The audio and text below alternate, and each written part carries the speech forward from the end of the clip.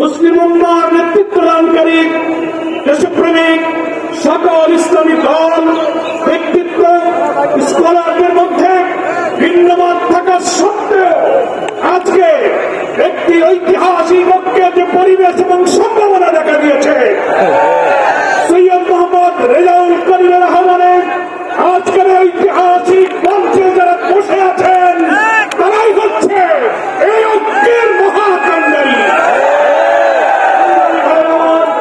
আজকে নেতৃবৃন্দের উপস্থিতি এবং পীর সাহেবের সংগ্রামী ভূমিকায় তিনি আজকে নতুন ইতিহাসের সস্তা হয় ইতিহাসে তার নাম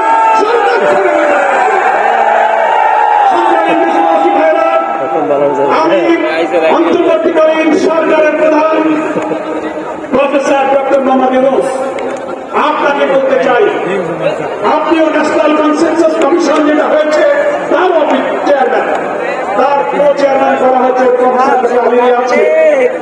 আর নির্বাচন কমিশনের প্রধানকে আমি বলতে চাই, আজকের এই সমাবেশ থেকে এই জনসমুদ্র থেকে এই বার্তা যদি আপনারা বুঝতে ভুল করেন, পিয়ার পদ্ধতি ছাড়া নির্বাচন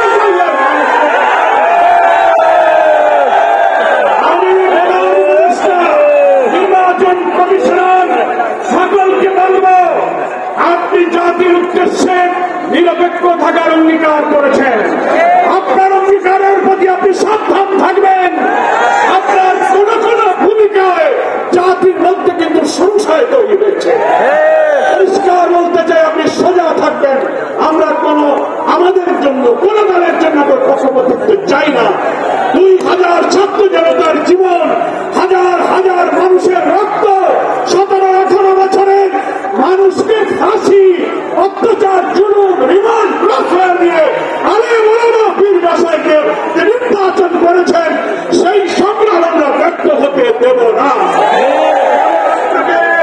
অবশ্যই জাতির যে দাবি